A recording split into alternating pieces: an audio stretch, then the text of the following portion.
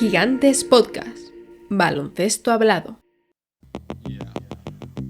Bienvenidos y bienvenidas a Gigantes Daily, tu informativo diario donde solo se habla de baloncesto, aquí en Gigantes del Básquet. Hoy es martes 2 de julio y en el programa de hoy haremos un repaso rápido a la actualidad del mercado NBA para después centrarnos en el bloque central del episodio, que girará en torno a la figura de Víctor Claver, que anunció su retirada como profesional. Mi nombre es Sergio Rabinal, arrancamos.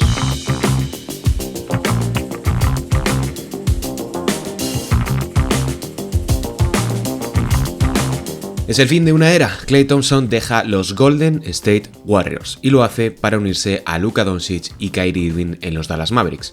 Un cambio de aires que se traduce en un contrato por 3 años y $50 millones. Un buen acuerdo para las dos partes por las cifras que se manejan y que dará a los Mavs la tercera estrella que andaban buscando para terminar de perfilar su alineación titular. Al carecer de espacio salarial suficiente, han realizado lo que se llama un sign and trade, que consiste en que Golden State renueve a Klay para automáticamente traspasarlo al destino elegido. En este caso, han recibido 2 segundas rondas por Klay Thompson y los Mavs han enviado a los Charlotte Hornets a Josh Green. Es un movimiento que, francamente, me gusta. Klay consigue un contrato por 3 años, que es lo que andaba buscando, y Dallas a un tirador fiable por un salario bastante asequible. Veremos cómo acaba encajando y si Thompson no tiene problemas de lesiones que le lastren excesivamente en sus primeros pasos fuera de San Francisco. La segunda noticia de hoy es la super renovación de Jason Tatum. Atentos a las cifras porque son una auténtica locura. Con un contrato de 5 años y $314 millones, Tatum se convertirá en el jugador mejor pagado de la NBA y de toda su historia. Un récord que le hace superar el contrato de su compañero Jaylen Brown, que firmó el pasado verano. La extensión del contrato de Tatum le llevará a terminar su vínculo con los Celtics en el año 2030, cobrando la friolera de 71,4 millones, y entrará en vigor en el curso 2025-2026 con una base de 54,1. Fue un día ajetreado en Boston, pues también ataron a Derrick White por 4 temporadas más a cambio de $125,9 millones. White estará bajo contrato hasta 2029. De esta manera, los verdes dan continuidad a su bloque casi por completo y dejan claro que lo suyo puede que no sea flor de un día. El siguiente jugador en mencionar es Tyrese Maxey. Después de asegurarse a Paul George y un buen número de secundarios, los Sixers han firmado a Tyrese Maxey por un salario máximo y 5 años más. El base firmará por $205 millones para completar la alineación titular de Filadelfia y aspirar a conquistar el anillo esta misma campaña. En otras operaciones reseñables que aquí os traemos, Goga Bitadze ha renovado por 25 millones y 3 años en los Orlando Magic, al igual que su compañero Gary Harris por 2 años y 14 millones. Tobias Harris vuelve a Detroit Pistons por 2 cursos más y 52 millones, y Isaiah Hartenstein firma en los Thunder por 3 temporadas y 87 millones. Si queréis más información al respecto, en gigantes.com tenemos la tabla del mercado a cargo de Alejandro Gaitán y un directo donde actualizamos con todos los movimientos, un tracker con los agentes libres principales y los detalles de todas las operaciones. Además, esta tarde empiezan los torneos preolímpicos con especial atención a lo que ocurra en Valencia, donde la selección española debuta ante el Líbano a las 8:30 de la noche, 7:30 en Canarias. Se podrá ver en Teledeporte y Courtside. Si queréis conocer al detalle cómo llegan todos los equipos y el resto de torneos, en el podcast de aquí, de Gigantes Podcast, Zona de Gigantes, publicamos recientemente la previa junto a Chema de Lucas.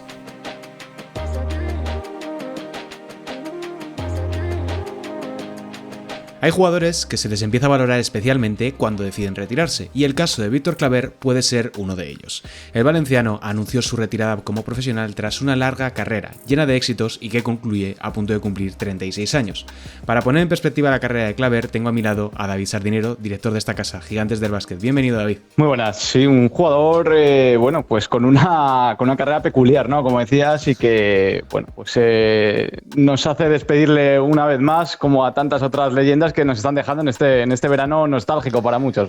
Sí, la verdad es que se está cerrando una etapa dentro del baloncesto español y el caso de Claver quizá pase un poquito por debajo del radar para muchos porque no era una gran estrella como podía ser el Chacho, pero claro, concluye una trayectoria como jugador con un palmarés envidiable, o sea, campeón del mundo, 3 veces campeón de Europa en el Eurobasket y plata olímpica con la selección española, 3 Copas del Rey, una Liga Andesa y una Eurocup.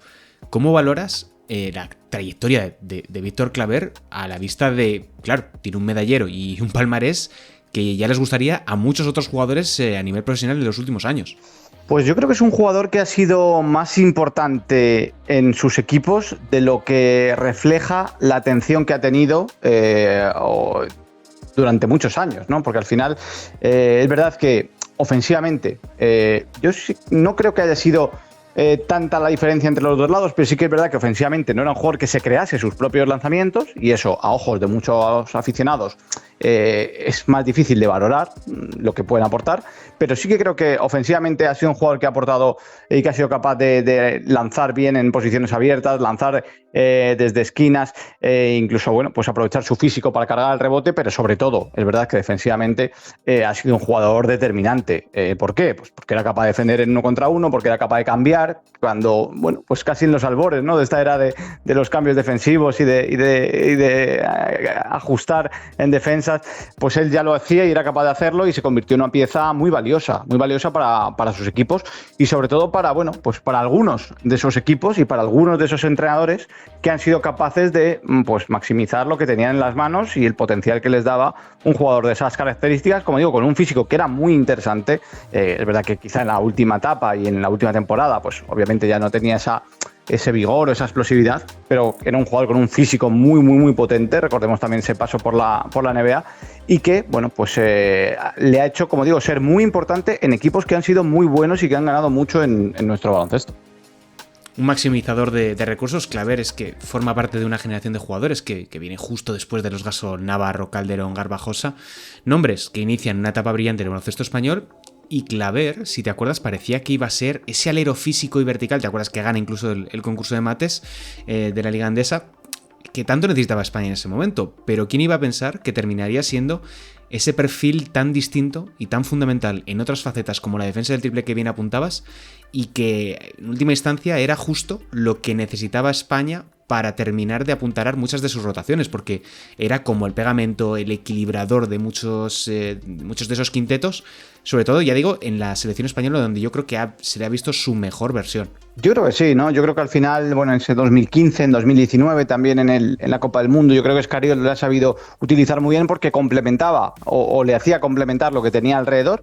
Es verdad que nunca ha sido el primer referente anotador prácticamente en ningún momento de su carrera, que nunca desarrolló, como digo, esa capacidad de crearse, de generarse sus propios lanzamientos, pero bueno, todo lo demás lo ha hecho, y lo ha hecho muy bien, y eso le ha hecho ser un jugador importantísimo, como digo, en equipos que eran de mucho talento y de mucho nivel, pero que él estaba ahí, que él complementaba y que él les hacía mejores, ¿no? Al final, bueno, pues defensivamente hacía elevar el tono del equipo, te permitía ajustarle o ponerle encima de marcas complicadas, y sobre todo yo creo que cuando se retira un jugador y pensamos en qué deja, en qué legado, bueno, un poco todo esto que se dice en las retiradas, yo creo que en su caso se junta que su personalidad, que bueno, pues también es un poco diferente, ¿no? Quizás no ha sido nunca un jugador de grandísimos titulares,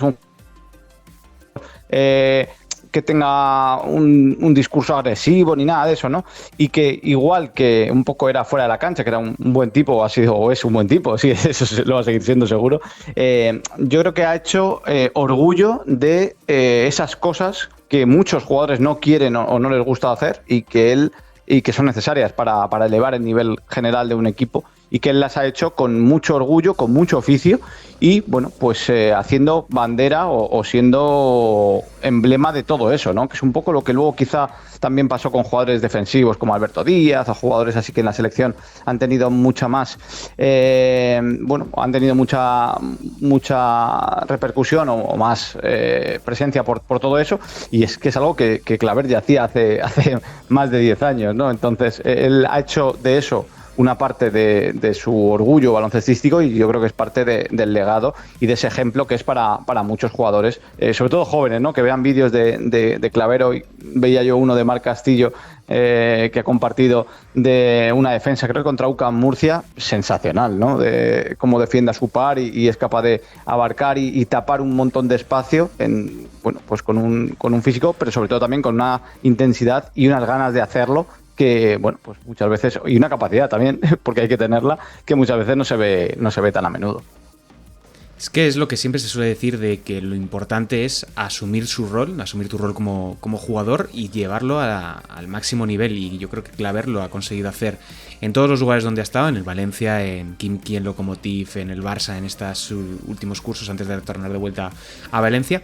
Y antes de dejarte marchar, David, voy a aprovechar para preguntarte sobre la revista de este mes de julio, que ya está llegando a las casas y a los kioscos.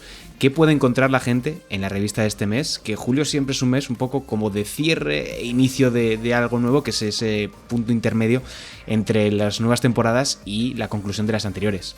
Sí, pues mira, tenemos un número con 3 portadas además diferentes, en el cual, bueno, pues hemos querido un poco también dar esa posibilidad a la gente, sobre todo que la compra, de elegir qué portada quieren en nuestra tienda, en gigantes.com.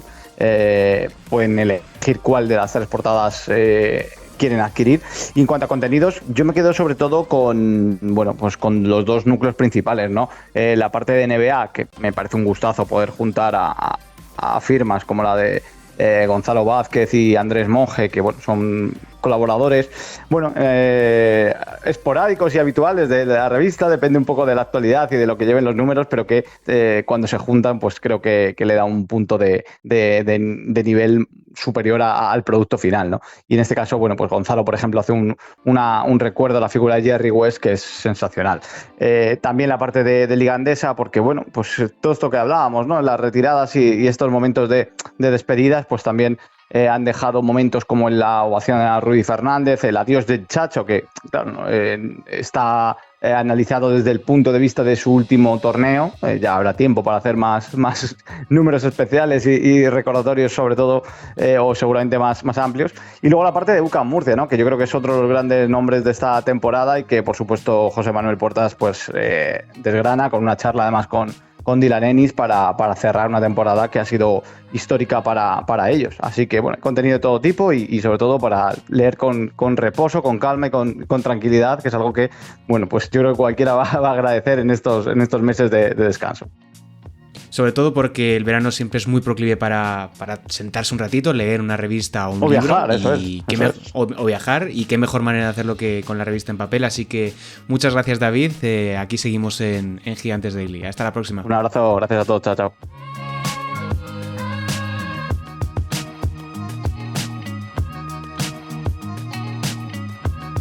Y aquí concluye el Gigantes Daily de hoy, lunes 2 de julio de 2024. En Gigantes del Básquet tenemos mucho más contenido en formato podcast para que no te pierdas nada del mundo de la canasta. Por ejemplo, tenemos otro programa que se llama NBA House, donde junto a Nacho Losilla hemos analizado los ganadores y perdedores de este inicio del mercado en la liga estadounidense. O también, como decía antes, nuestro podcast Zona de Gigantes, que esta semana girará en torno al preolímpico y la semana pasada lo hicimos con la previa de todo lo que ocurrirá en Valencia y en el resto de torneos. Si te interesa escucharlos, pon atención, solo tienes que buscar su nombre en la plataforma de podcast que uses habitualmente, NBA House, Zona de Gigantes, en Spotify, en iVoox o donde sea, o bien hacer clic en el nombre de Gigantes del Básquet que aparece aquí abajo si nos estás escuchando en Spotify o en YouTube, donde simplemente tienes que darle al canal. Y ahí tendrás todos nuestros programas y más contenido. Por otro lado, ya puedes comprar la revista del mes de julio con el Real Madrid y los Boston Celtics como portadas. Lo puedes hacer en la tienda Gigantes, tanto en la edición en papel que te llegará a casa como en la edición digital. Además, te invitamos a seguirnos en YouTube, donde estamos colgando fragmentos de los episodios en formato vídeo y así nos pones cara. Hasta aquí el Gigantes Daily de hoy. Se despide Sergio Rabinal. ¡Hasta mañana!